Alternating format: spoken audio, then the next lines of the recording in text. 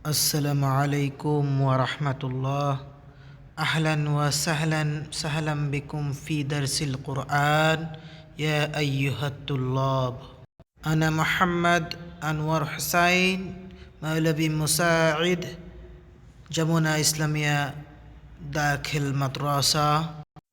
هي عنوان الدرس هي سورة البقرة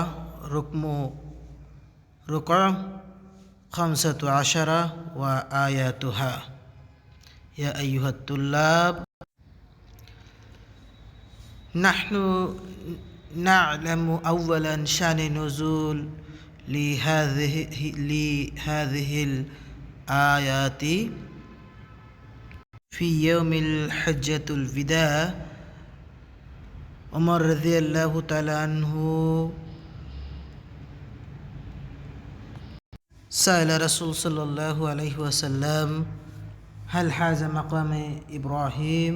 فقال رسول صلى الله عليه وسلم لعمر رضي الله تعالى عنه نعم هذا مقام إبراهيم.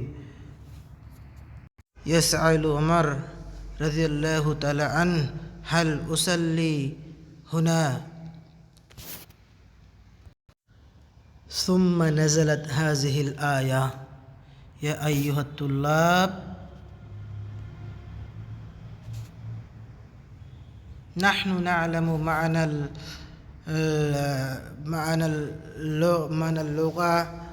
اللغة البنغالية لآيات المذكورة. أعوذ بالله من الشيطان الرجيم. بسم الله الرحمن الرحيم. يا بني إسرائيل اذكروا نعمتي التي أنعمت عليكم وأني فضلتكم على العالمين। অর্থ, হে ইসরায়েল সন্তানগণ, আমার সেই অনুগ্রহকে স্মরণ করো যা দ্বারা আমি তোমাদেরকে অনুগৃহীত করেছি এবং বিশ্বে সকলের উপর শ্রেষ্ঠত্ব দিয়েছি। লা তাজজি নাফসুন আন নাফসিন শাইআ ওয়া লা ইয়াকবালু মিনহা আদলুন ওয়া লা তানফাউহা শাফাআতুন ওয়া লাহুম ইউনসারুন। এবং তোমরা সেই দিনকে ভয় করো যেদিন কেউ কারো কোনো উপকারে আসবে না, কারোর নিকট হতে কোনো বিনিময় গৃহীত হবে না এবং কোনো সুপারিশকর ও পক্ষ লাভজনক হবে না এবং তারা সাহায্যপ্রাপ্তও হবে না।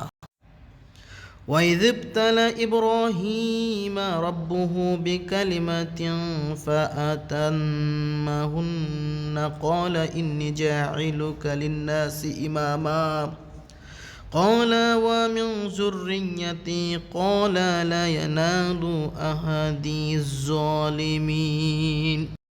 এবং স্মরণ করো যখন ইব্রাহিমকে তার প্রতিপালক কয়েকটি কথা দ্বারা পরীক্ষা করেছিলেন এবং সে সম্পর্ক পূর্ণ করেছিল।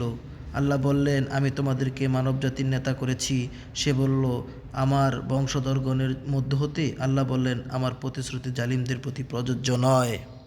وَإِذْ جَعَلْنَا الْبَيْتَ مَثَابَةً لِلنَّاسِ وَأَمْنًا وَاتَّخِذُوا مِن مَّقَامِ إِبْرَاهِيمَ مُصَلًّى وَعَهِدْنَا إِلَىٰ إِبْرَاهِيمَ وَإِسْمَاعِيلَ أَن طَهِّرَا بَيْتِيَ لِلطَّائِفِينَ وَالْعَاكِفِينَ وَالرُّكَّعِ السُّجُودِ। এবং সেই সময়কে স্মরণ করো যখন কাবাগৃহকে মানবজাতির মিলন কেন্দ্রে এবং নিরাপত্তাস্থল করেছিলেন এবং বলেছিলেন, তোমরা মাকামে ইব্রাহিমকে সালাতের স্থানরূপে গ্রহণ করো এবং ইব্রাহিম ও ইসমাইলকে তাওয়াফকারী, ইতিকাফকারী, রুকু এবং সিজদাকারীর জন্য আমার গৃহকে পবিত্র রাখতে আদেশ দিয়েছিলাম।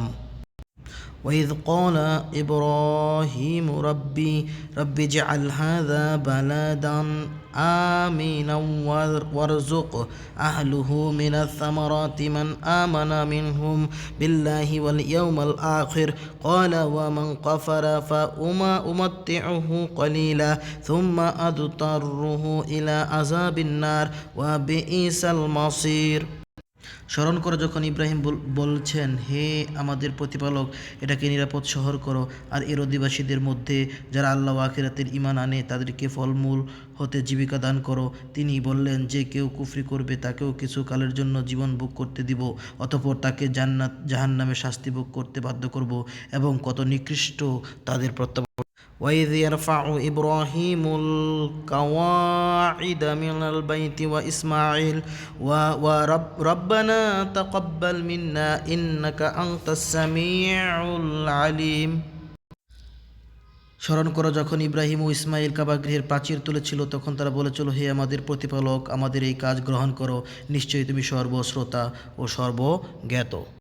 ربنا واجعلنا مسلمين لك ومن ذريتنا أمة مسلمة لك وأرنا مناسكنا وتب علينا إنك أنت التواب الرحيم। হে আমাদের প্রতিপালক, আমাদের উভয়কে তোমাদের একান্ত অনুগত করো এবং আমাদের বংশধর হতে তোমাদের এক অনুগত উম্মত করো। আমাদেরকে ইবাদতের নিয়ম পদ্ধতি দেখিয়ে দাও এবং আমাদের প্রতি ক্ষমাশীল হও, তুমি অত্যন্ত ক্ষমাশীল ও পরম দয়ালু। ربنا وابعث فيهم رسولا منهم يتلو عليهم آياتك ويعلمهم الكتاب والحكمة ويزكيهم إنك أنت العزيز الحكيم। হে আমাদের প্রতিপালক, তাদের মধ্য হতে তাদের নিকট এক রাসূল প্রেরণ করো, যে তোমার আয়াতসমূহ তাদের নিকট তিলাওয়াত করবে, তাদেরকে কিতাব এবং হিকমত শিক্ষা দেবে এবং তাদেরকে পবিত্র করবে, তুমিও তো পরাক্রমশালী প্রজ্ঞাময়। أيها الطلاب، نحن نتعلم تحقيقات الألفاظ التالية. أيها الطلاب، هذا